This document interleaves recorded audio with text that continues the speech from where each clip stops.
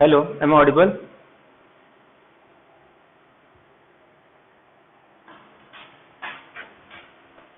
Good evening to all of you.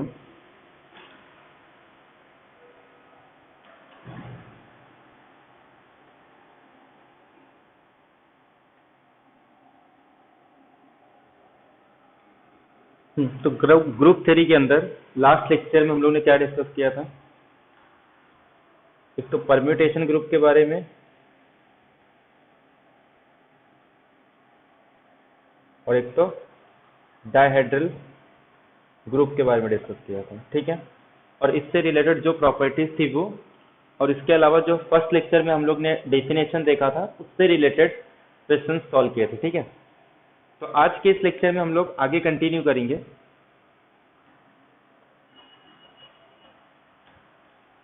तो आज हम लोग डिस्कस करेंगे एक तो नॉर्मल सब ग्रुप क्या होता है।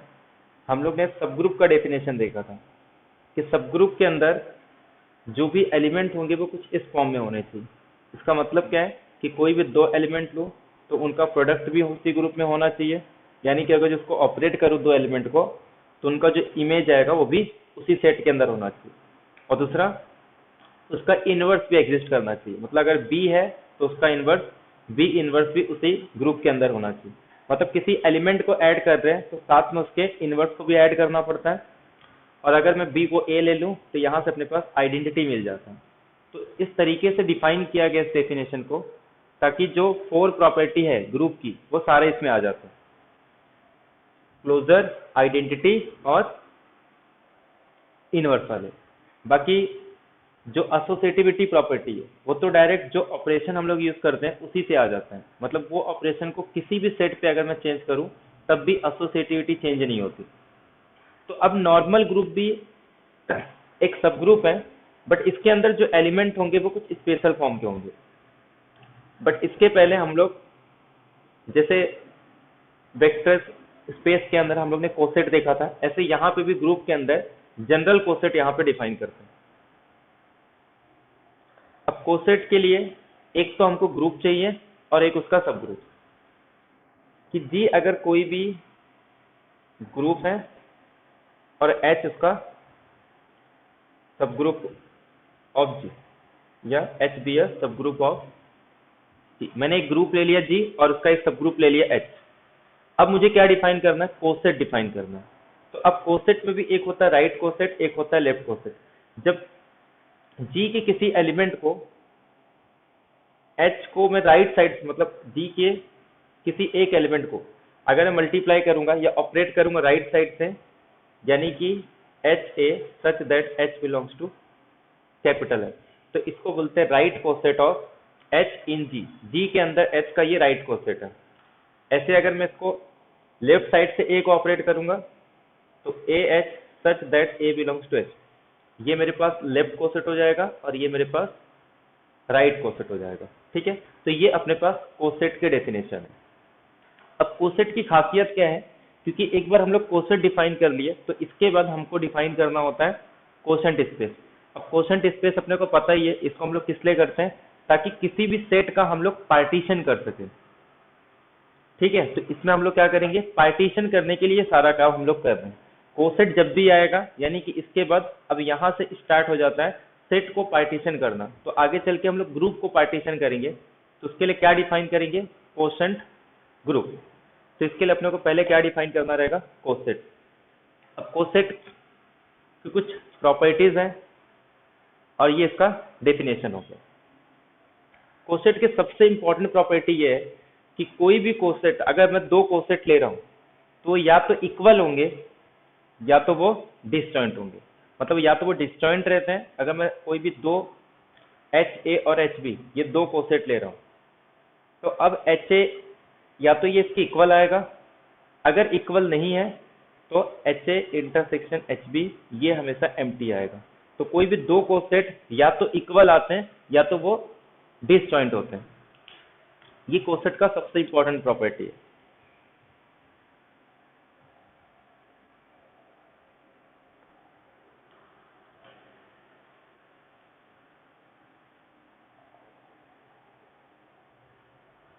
मान लो किसी भी ग्रुप के अंदर एच मेरे पास सब ग्रुप है और जी मेरे पास ग्रुप है, तो कितने कोसेट में डिफाइन कर सकता हूँ, इसको बोलते हैं index of G by H, और इसका फॉर्मूला होता है order of G upon order of H, यानी कि जी को किससे डिवाइड करना है, ऑर्डर ऑफ एच से। इसको कहा जाता है इंडेक्स ऑफ एच इन जी।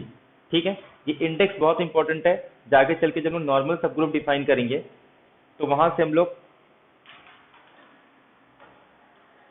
ठीक है, तो वहां से कुछ प्रॉपर्टीज आती है अपने पास सिंपल ग्रुप के, नॉर्मल ग्रुप के। ठीक है, तो ये अपने पास इंडेक्स हो गया।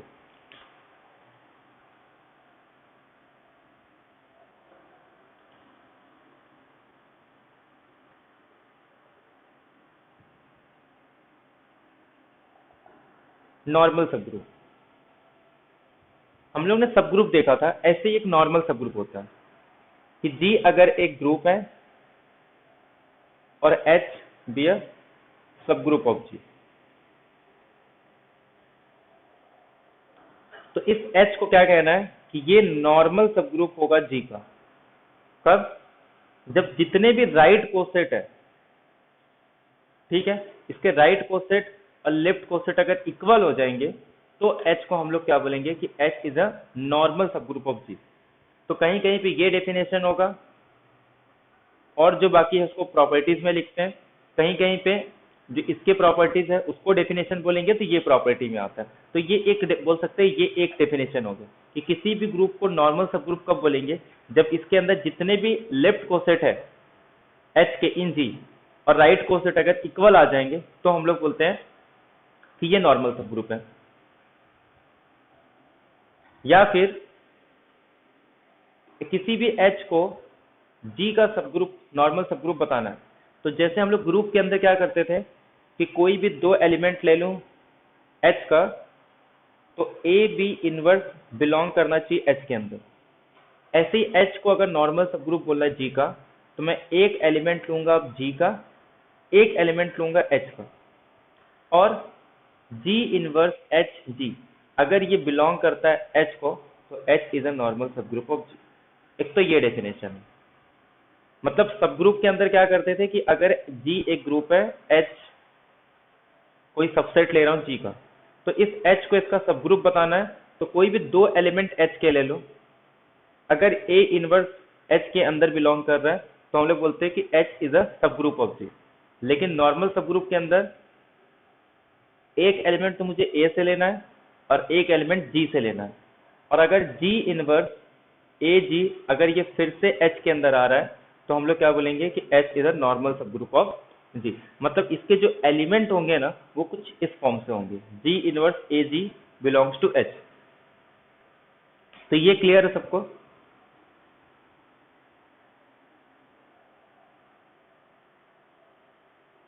हम्म,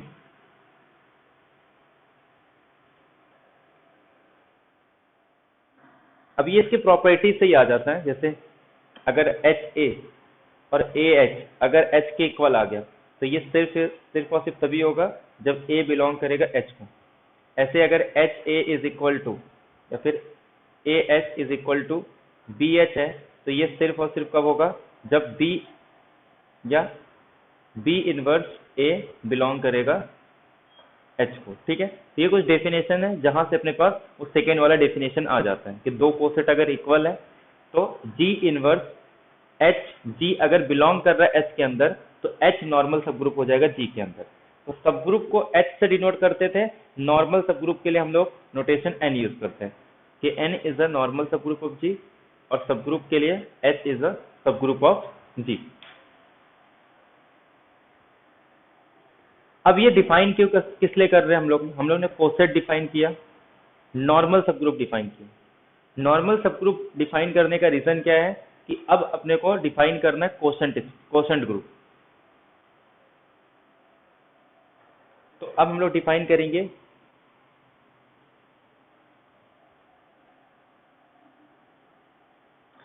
अब नॉर्मल सब ग्रुप की कुछ प्रॉपर्टीज भी है। तो एक तो डेफिनेशन हम लोग ने देखा कि H A is equal to, अगर ए एच आ गया तब नॉर्मल सब ग्रुप होगा। एक तो जी इनवर्स ए जी बिलोंग करेगा किसको, एच को, where A belongs to H और जी बिलोंग्स टू कैपिटल जी।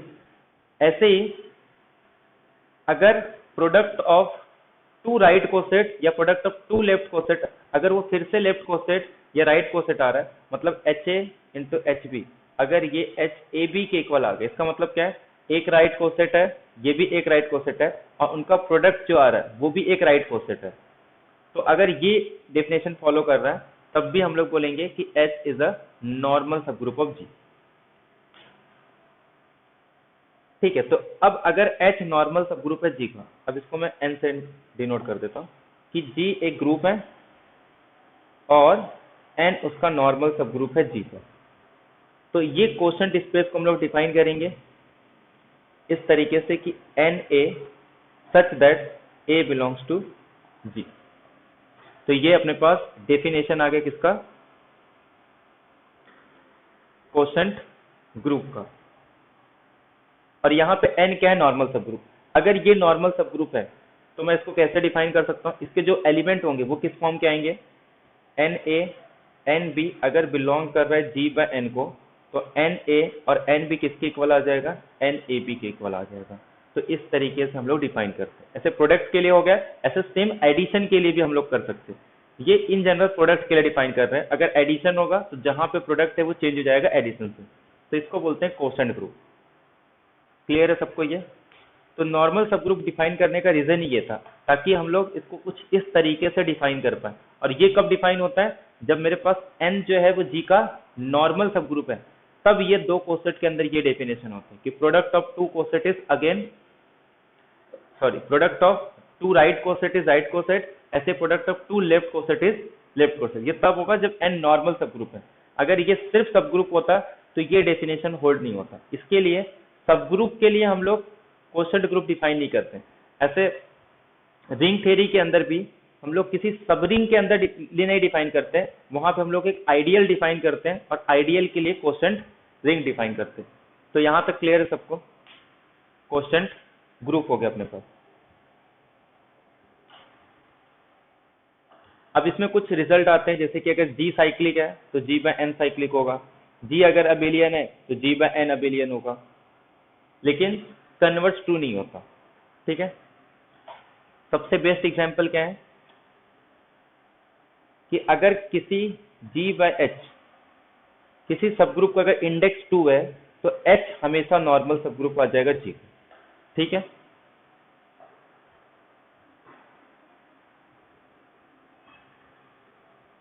तो अब ऐसे बहुत सारे ग्रुप मिल जाएंगे जिनका इंडेक्स 2 होगा। जैसे फॉर एग्जांपल मैं अगर S3 ले ले रहा हूँ और एक कोई ऐसा ग्रुप ले लो जिसका ऑर्डर 3 है, इसको ही ले लेते हैं ना, A4 A3। ठीक है, तो S3 अपॉन A3 ये एक नॉर्मल सब ग्रुप है S3 का, तो इसका ऑर्डर कितना होगा, order of S3 divided by order of A3, मतलब इंडेक्स निकालना। तो 6/3 इज इक्वल टू 2। तो यहां से ये AN जो है हमेशा नॉर्मल सब ग्रुप होता है S3 का। अब 2 ऑर्डर के जितने भी ग्रुप होंगे वो क्या होते हैं, साइक्लिक, क्योंकि पहला नॉन साइक्लिक ग्रुप का ऑर्डर कितना है A4, मतलब क्लाइन 4, ये सबसे छोटा नॉन साइक्लिक ग्रुप है।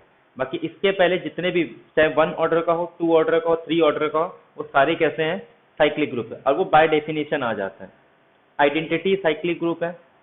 पहले हम लोगों ने देखा था कि एक आइडेंटिटी और ए इनवर्स, मतलब self inverse, A is equal to A inverse, तो ये भी एक साइक्लिक ग्रुप है। 2 ऑर्डर का, क्यों, क्योंकि ये एक प्राइम है। ऐसे 3 भी एक प्राइम नंबर है, और जितने भी प्राइम ऑर्डर के ग्रुप होते हैं वो हमेशा साइक्लिक होते हैं। तो पहला नॉन साइक्लिक ग्रुप कौन सा है अपने पास, क्लाइन 4। तो 2 ऑर्डर के जितने भी ग्रुप है साइक्लिक है, बट जी मेरा साइक्लिक नहीं है, यहाँ तक कि अबेलियन भी नहीं है।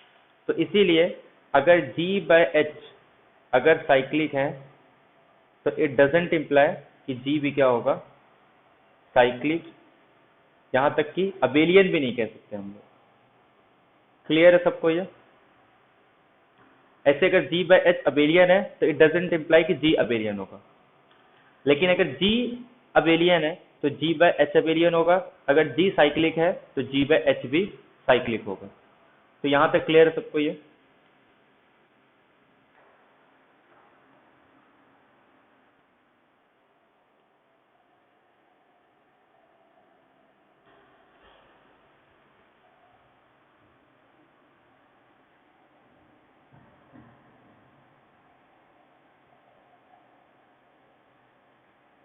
होमोमॉर्फिज्म। होमोमॉर्फिज्म ये एक फंक्शन है या फिर एक मैपिंग है जी और जी डैश। मान लो ये दो मैंने ग्रुप ले लिए, अब इनके बीच में एक मैप डिफाइन करना है जो अपने बाइनरी ऑपरेशन को प्रिजर्व करता है।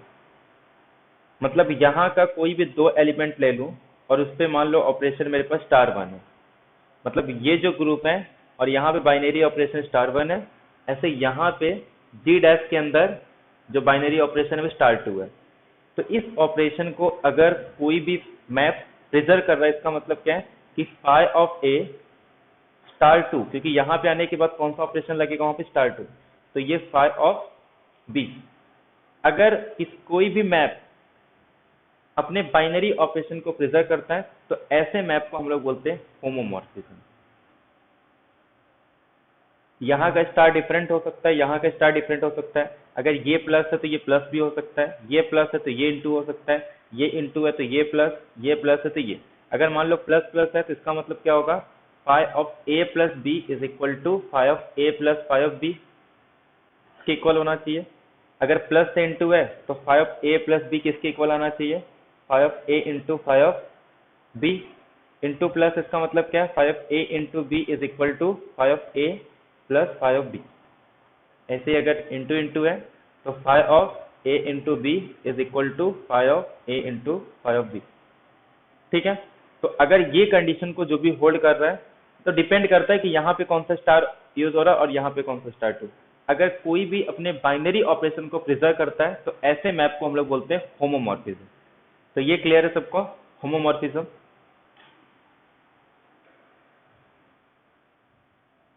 अगर कोई भी होमोमॉर्फिज्म 1 on 2 हो गया तो उसको हम लोग बोलते हैं आइसोमॉर्फिज्म। अगर ये होमोमॉर्फिज्म है प्लस 1 है प्लस ऑन 2 है, और 1 on 2 का डेफिनेशन सेम वैसे ही जैसे लीनियर ट्रांसफॉर्मेशन में था। 1 के लिए इसके कर्नल के पास सिर्फ एक एलिमेंट होना चाहिए, जैसे वहां पे 0, यहाँ पे आइडेंटिटी।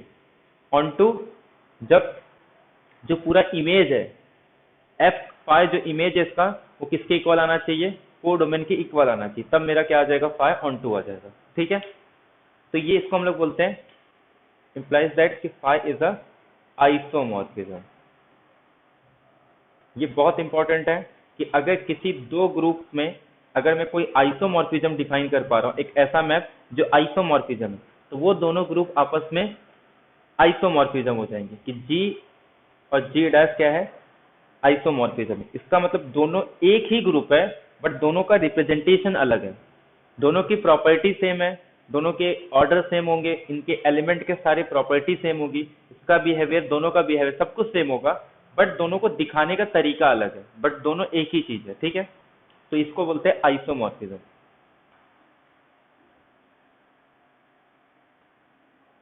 जैसे हम लोग ने ये एग्जांपल देखा था ना लास्ट लेक्चर में कि Z9 इंटू जेड क्या था, 9 7 ये और Z70, ये दोनों एक ही चीज है बट दोनों को अलग अलग तरीके से रिप्रेजेंट किया गया, बट दोनों में कोई डिफरेंस नहीं है। अगर जो इसके एलिमेंट होंगे वही इसके एलिमेंट है, जो इसके एलिमेंट का ऑर्डर होगा वही इसके एलिमेंट का ऑर्डर है, सिर्फ दोनों को दिखाने का तरीका अलग है बट दोनों है एक ही चीज, तो उसको बोलते हैं आइसोमॉर्फिज्म। एक होता है ऑटोमॉर्फिज्म।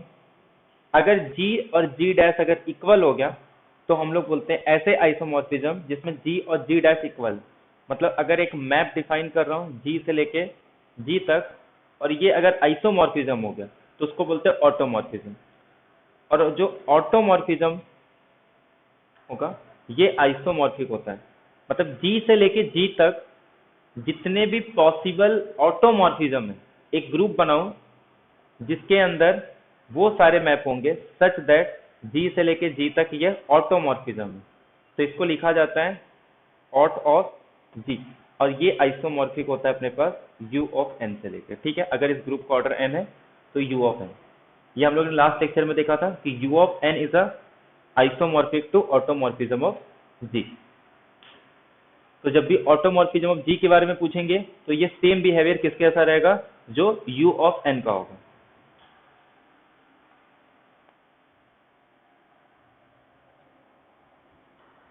अब होमोमॉर्फिज्म, कुछ इंपॉर्टेंट होमोमॉर्फिज्म है। जैसे अगर एक जेड से लेके जेड तक अगर मुझे होमोमॉर्फिज्म डिफाइन करना है तो अपने को फॉर्मूला पता है। क्वेश्चन तो इसके सेट में डायरेक्ट फॉर्मूले के बेस पे ही आते हैं कि इनके बीच में कितने होमोमॉर्फिज्म डिफाइन कर सकते हैं। तो इसका आंसर क्या होता है, जीसीडी ऑफ एम एन, कि एम और एन का जीसीडी निकाल लो, उतने नंबर ऑफ होमोमॉर्फिज्म होते हैं। अब वो कैसे होंगे, उसके पहले कुछ प्रॉपर्टी देख लेते हैं होमोमॉर्फिज्म का। होमोमॉर्फिज्म की खासियत क्या है कि यहाँ पे मान लो एक ग्रुप है और ये जी डैश है, मैंने एक मैप डिफाइन कर दिया जो होमोमॉर्फिज्म है। तो यहाँ का जो आइडेंटिटी है उसका इमेज हमेशा आइडेंटिटी ही होगा। जैसे लीनियर ट्रांसफॉर्मेशन के अंदर जीरो वेक्टर हमेशा जीरो वेक्टर पे जा रहा था, ऐसे ही अगर मैं ई का इमेज दूंगा तो वो आइडेंटिटी पे ही जाएगा, where E dash is a identity of G dash. अगर मान लो मुझे किसी एलिमेंट, कोई एक एलिमेंट है, इसका मतलब इसका इनवर्स भी एग्जिस्ट होगा, ए इनवर्स, क्योंकि ग्रुप है। अब मैंने इसका इमेज निकाल लिया फाई ऑफ ए, ठीक है, और मुझे कैलकुलेट करना उसका इनवर्स, यानी कि एफ ऑफ ए का इनवर्स कैलकुलेट करना। तो मैं क्या करूंगा, इस ए इनवर्स का इमेज ले लूंगा, ए इनवर्स का इमेज। तो ये दोनों इक्वल आते हैं, यानी कि इनवर्स लेके इमेज लो या इमेज लेके इनवर्स लो, दोनों इक्वल आ जाएंगे। ऐसे ही यहाँ के किसी ए एलिमेंट को मैं एन टाइम ऑपरेट कर रहा हूँ, मतलब ए स्टार कितने टाइम, एन टाइम, ठीक है, और मैंने इसका इमेज ले लिया phi of A, phi of A, ठीक है। अब मुझे क्या करना है, ये इसकी वैल्यू क्या आएगी, कि मतलब अगर मैं इसकी इमेज को एन टाइम ऑपरेट करूंगा तो उसका आंसर क्या है। तो ये निकालने से अच्छा है कि यहाँ का जो रिजल्ट आएगा ए रेस टू एन, मैं इसका इमेज ले लूँ, मतलब ए रेस टू एन का इमेज किसके इक्वल आ जाएगा, फाई ऑफ, इसको कितने टाइम ऑपरेट करूंगा मैं, एन टाइम। क्लियर है ये, मतलब आइडेंटिटी का इमेज आइडेंटिटी पे जाता है। इनवर्स का इमेज निकालना है तो इमेज का इनवर्स ले लो। अगर किसी एलिमेंट को एन टाइम ऑपरेट करके इमेज लेना है तो पहले इमेज लेके उसको एन टाइम ऑपरेट कर दो, तो दोनों उसका आंसर सेम आएगा।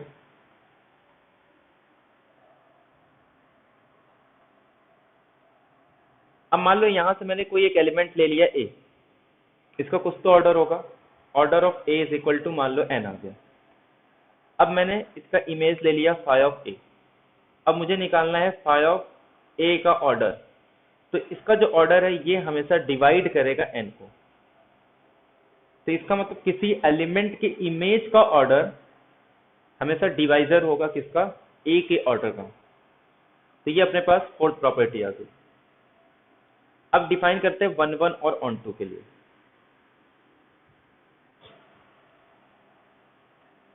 कर्नल ऑफ फाई, अब कर्नल ऑफ फाई का मतलब क्या होता है कि वो एलिमेंट उठाने हैं मुझे जी के, मतलब इस जी के वो एलिमेंट उठाऊंगा सच दैट जिनका इमेज कहाँ जाने वाला है, ई डैश पे, जीरो नहीं, यहाँ पे आइडेंटिटी रहता है, ठीक है। जीरो तो एक स्पेशल केस है, ये इन जनरल है। तो यहाँ पे मतलब यहाँ के वो एलिमेंट लेने हैं जिनका इमेज कहाँ जाएगा, आइडेंटिटी पे जाएगा, तो उनको कहा जाता है कर्नल ऑफ जी। तो ये किसके सब ग्रुप होते हैं, तो ये हमेशा सब ग्रुप आ जाएगा जी। तो ये जी का मतलब डोमेन सेट का एक सब ग्रुप बनता है, इसके अंदर वो सारे एलिमेंट के कलेक्शन लेंगे जिनका इमेज कहाँ जाने वाला है, आइडेंटिटी पे जाने वाला है। अब ये अगर एडिशन है और रियल नंबर है तो जीरो पे चले जाएगा, ठीक है। अगर मैं रियल की बात करूं तो जीरो वेक्टर पे चले जाएगा विथ रेस्पेक्ट टू एडिशन, लेकिन अगर यहाँ पे मल्टीप्लीकेशन है तो ये इसका सारी इमेज कहाँ चले जाएंगे, 1 पे। ऐसे अगर मैं आर एस टू एन पे कर रहा हूँ तो सारी इमेज कहाँ चले जाएंगे, 1 0 0 0। तो ये डिपेंड करता है ग्रुप पे और कौन से ऑपरेशन हम लोग डिफाइन कर रहे हैं, उसके रिस्पेक्ट में उसका आइडेंटिटी वगैरह चेंज होते रहेगा। ऐसे हम लोग डिफाइन करते हैं इमेज फाई, इसका मतलब क्या है, phi of G such that G belongs to G, यानी कि वो एलिमेंट जिनका इनवर्स इमेज होना चाहिए ग्रुप के पास। मतलब जितने भी रेंज सेटर्स को मैं डिफाइन कर दिया इमेज फाई। अब इसके एलिमेंट कहाँ से आ रहे हैं, सारे जी डैश से आ रहे हैं ना, और अब जी कहाँ जाएगा, जी डैश में, तो ये सब ग्रुप हो जाता है जी डैश से। तो ये स्टैंडर्ड सब ग्रुप है, जी का सब ग्रुप कर्नल फाई और इमेज फाई, ये सब ग्रुप है अपने पास जी डैश का।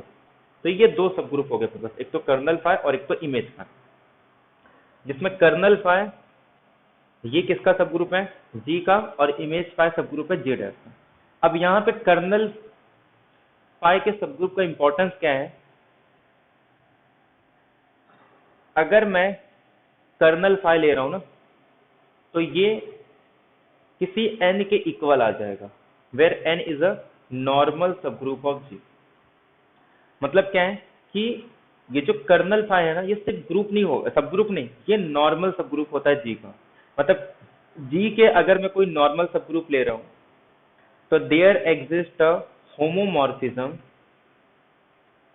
सच दैट वो n किसके इक्वल आ जाएगा, कर्नल फाई के इक्वल आ जाएगा।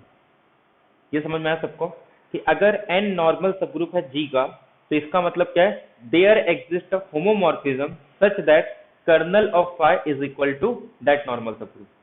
मतलब जी का अगर मैं कोई भी नॉर्मल सब ग्रुप है, इसका मतलब मैं एक होमोमॉर्फिज्म डिफाइन कर सकता हूं जिसका कर्नल किसके इक्वल आ जाएगा, उस नॉर्मल सब ग्रुप के इक्वल आ जाएगा।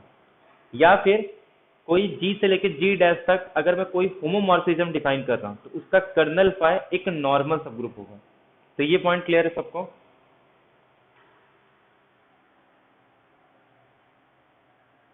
तो इसका मतलब मैं जी बाय कर्नल फाई डिफाइन कर सकता हूं। अगर कर्नल फाई एक नॉर्मल सब ग्रुप है, तो मैं कर्नल फाई डिफाइन कर सकता हूं, ठीक है, जी बाय कर्नल फाई। अब यहां से आता है अपने पास first fundamental theorem of homomorphism, कि अगर जी से लेके जी डैश तक अगर ये कोई होमोमॉर्फिज्म है, then phi of sorry G by kernel phi ये आइसोमॉर्फिक आ जाएगा इमेज ऑफ फाई को। इसको बोलते हैं first fundamental theorem of homomorphism. ये बहुत इंपॉर्टेंट है, इसका यूज कब करते हैं हम लोग, जब किसी दो ग्रुप को आइसोमॉर्फिज्म बताना हो। तो सबसे पहले हम लोग क्या करते हैं, जी से लेके जी डैश तक एक मैप डिफाइन करते हैं जो कि होमोमॉर्फिज्म, सॉरी इसमें वन वन होमोमॉर्फिज्म और वन वन हो, तो जी बाय कर्नल फाई ये किसके आइसोमॉर्फिक हो जाएगा, इमेज फाई के, ठीक है। नहीं नहीं कर्नल वन वन नहीं, बस इतना ही रहेगा। अब यहाँ पे ध्यान दो, अब अगर जी को जी डैश के इक्वल बताना है, तो उस केस में क्या हो जाना चाहिए, अगर मान लो कर्नल फाई मेरा वन वन है, तो इसका मतलब इसमें सिर्फ कितने एलिमेंट आएंगे, सिर्फ एक ही एलिमेंट आएगा आइडेंटिटी। और जी का अगर क्वेश्चन आइडेंटिटी के साथ ले रहा हूं, तो वो क्या आ जाएगा, जी आ जाएगा। तो इसका मतलब जी आइसोमॉर्फिक आ जाएगा इमेज ऑफ जी के। और अगर मान लो जी ऑन टू हो गया, तो उस केस में क्या हो जाता है, ये आइसोमॉर्फिक हो जाता है जी डैश की। मतलब G is isomorphic to G dash. तो first fundamental theorem of homomorphism का यूज कब करते हैं, जब किसी दो ग्रुप को होमोमॉर्फिज्म बताना है। उस केस में हम लोग क्या करते हैं, एक one one onto map define करते हैं जो कि होमोमॉर्फिज्म है। तो वो दोनों ग्रुप आपस में क्या हो जाते हैं, आइसोमॉर्फिज्म। क्लियर है सबको ये। तो ये तरीका है किसी भी दो ग्रुप को दो ग्रुप को आइसोमॉर्फिज्म बताने का। अभी ये तो बता दिया ना मैंने, कर्नल फाई अगर ये सिर्फ आइडेंटिटी है, मतलब सिर्फ आइडेंटिटी ही एक ऐसा एलिमेंट है जो आइडेंटिटी के पास जा रहा है, तो हम लोग क्या बोलेंगे कि फाई इज वन वन। ऐसा क्यों, क्योंकि मान लो अगर कोई यहाँ का एक एलिमेंट है ए, उसका इमेज है मेरे पास फाई ऑफ ए।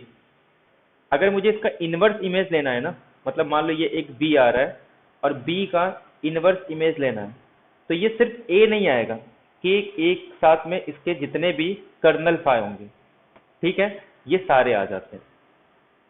अब अगर इन केस मान लो कर्नल फाई मेरा वन वन हो गया, मतलब ये आइडेंटिटी आ रहा है, तो इसका मतलब ए इंटू आइडेंटिटी, ये क्या आ जाएगा ए, तो इसका मतलब हर एक बी के लिए एक यूनिक ए आ रहा है। लेकिन अगर कर्नल फाई मतलब आइडेंटिटी नहीं होगा, उस केस में ये यूनिक नहीं आएगा, तो देयरफॉर फाई इज नॉट 1 1। ऐसे ऑन टू के लिए अगर जो इमेज फाई है अगर वो कोडोमेन के इक्वल आ गए, जी डैश के इक्वल, तो उसको हम लोग बोलते हैं ऑन टू। तो ये होमोमॉर्फिज्म के प्रॉपर्टी वगैरह सब क्लियर है सबको? हम्म।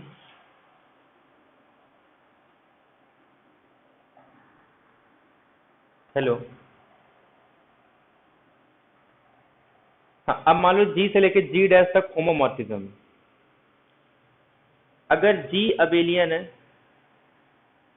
तो इम्प्लाइज दैट कि जो इसका इमेज होगा अबेलियन आ जाएगा, ठीक है। अगर ये साइक्लिक है तो इसका इमेज भी क्या आ जाएगा, साइक्लिक आ जाएगा। अगर ये सबग्रुप हो या नॉर्मल सबग्रुप हो तो इसका इमेज भी क्या आ जाता है, नॉर्मल सबग्रुप, ठीक है। तो ये कुछ इंपॉर्टेंट प्रॉपर्टी है जो अपने को पता होना चाहिए, ठीक है, कि अगर जी से लेके जी डैश तक होमोमॉर्फिज्म है तो अबेलियन का इमेज अबेलियन होगा, साइक्लिक ग्रुप का इमेज साइक्लिक होगा, सब ग्रुप है तो उसका इमेज भी सब ग्रुप होगा। अगर वो नॉर्मल सब ग्रुप है तो उसका इमेज भी क्या आ जाएगा, नॉर्मल सब ग्रुप होगा।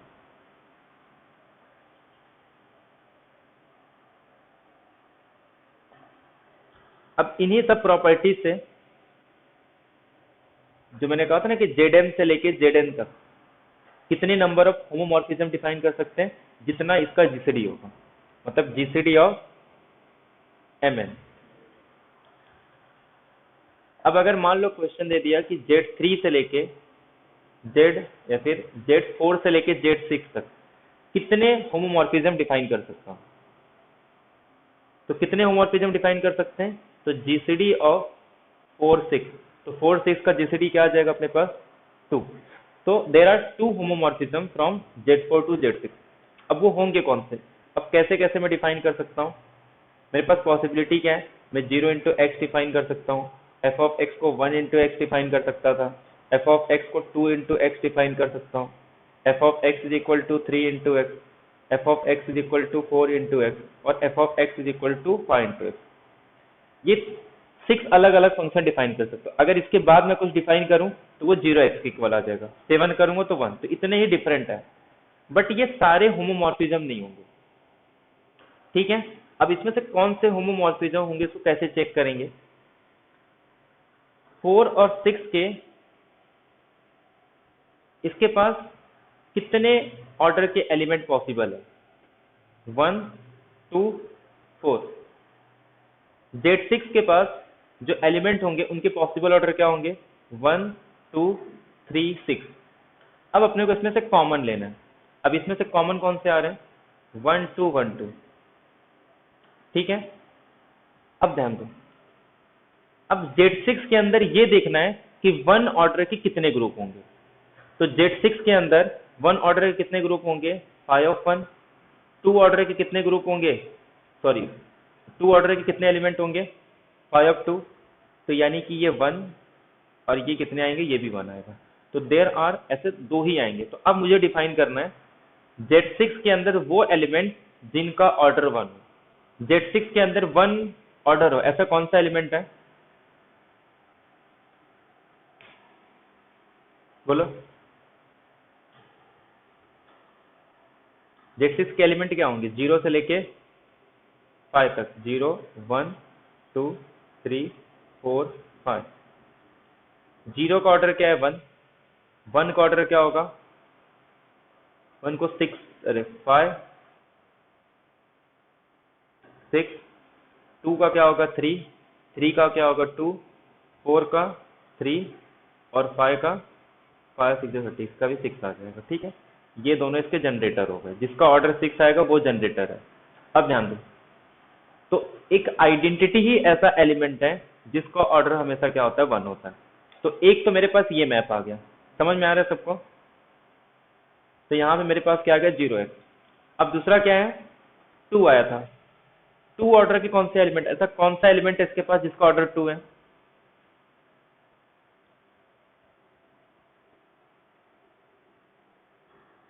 कितने एलिमेंट दिख रहे हैं, सिर्फ एक ही एलिमेंट दिख रहा है ना जिसका ऑर्डर 2 है, क्या 3।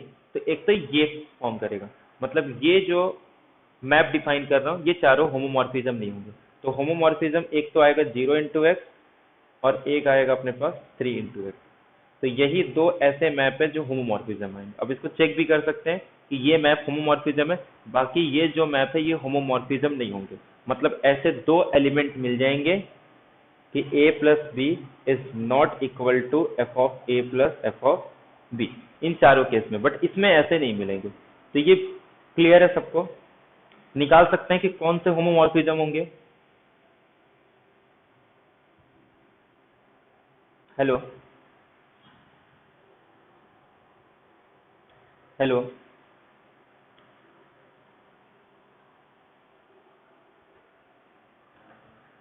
होमोमॉर्फिज्म क्लियर है सबको, Zn से लेके Zn तक? बट एग्जाम में सिर्फ ये पूछेंगे कि कितने नंबर ऑफ होमोमॉर्फिज्म होंगे, तो दोनों का जीसीडी निकालना है। और वो क्यों आता है, वो इस तरीके से आता है। हेलो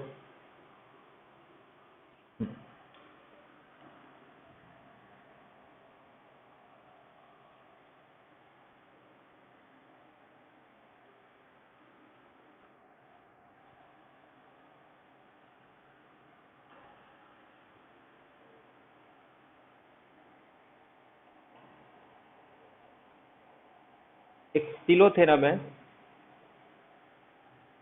ये बहुत इंपॉर्टेंट होता है। सेट में तो इतना इंपॉर्टेंस नहीं है इसका, क्योंकि सेट में ज्यादा क्वेश्चन पूछते नहीं, बट वैसे इसका बहुत इंपॉर्टेंस है। एक बार स्टिलो थ्योरम समझ में आ गया तो किसी भी ग्रुप के पास कितने नॉर्मल सब ग्रुप होंगे, कितने सब ग्रुप होंगे, ये सब हम लोग कैलकुलेट कर पाते हैं। अब सबसे पहले ये स्टार्ट होता है कॉची थ्योरम से। कॉची थ्योरम को सबसे पहले डिफाइन किया गया था किसी फाइनाइट अबेलियन ग्रुप के लिए, कि अगर कोई फाइनाइट अबेलियन ग्रुप है, ठीक है, और मान लो कोई P ग्रुप के ऑर्डर को डिवाइड कर रहा है, तो G के पास एक एलिमेंट होगा ऑफ ऑर्डर P। तो ये स्टेटमेंट है कॉची थ्योरम कि अगर कोई भी फाइनाइट अबेलियन ग्रुप है और P ग्रुप के ऑर्डर को डिवाइड कर रहा है तो P ऑर्डर का एक एलिमेंट होगा। ऐसे ही फाइनाइट अबेलियन ग्रुप के लिए सब ग्रुप का है कि अगर कोई P G को डिवाइड कर रहा है तो G हैज अ सब ग्रुप ऑफ ऑर्डर P, ठीक है। और उसके बाद इसी को सिर्फ फाइनाइट ग्रुप के लिए डिफाइन किया गया, मतलब अगर अबेलियन नहीं भी होगा और P ग्रुप को डिवाइड कर रहे हैं तो G के पास P ऑर्डर का एक एलिमेंट होगा। तो ये क्लियर है सबको? ये अपने पास कॉची थ्योरम आ गया। पहले फाइनाइट अबेलियन ग्रुप के लिए था, बाद में इसको सिर्फ किसी भी फाइनाइट ग्रुप के लिए प्रूव किया है कि अगर कोई प्राइम नंबर किसी ग्रुप के ऑर्डर को डिवाइड करता है तो उसके पास P ऑर्डर का एक एलिमेंट होगा। अब उसके बाद ये साइलो थ्योरम क्या कहता है, इसके भी अलग अलग स्टेटमेंट है, वन मतलब अलग अलग फॉर्म है, बट मैं जनरल फॉर्म बता रहा हूँ कि अगर किसी भी ग्रुप, मान लो कोई ग्रुप है, और अगर मैं कुछ इसको इस तरीके से लिख पा रहा हूँ, एक मान लो Q × P⁻k के फॉर्म में,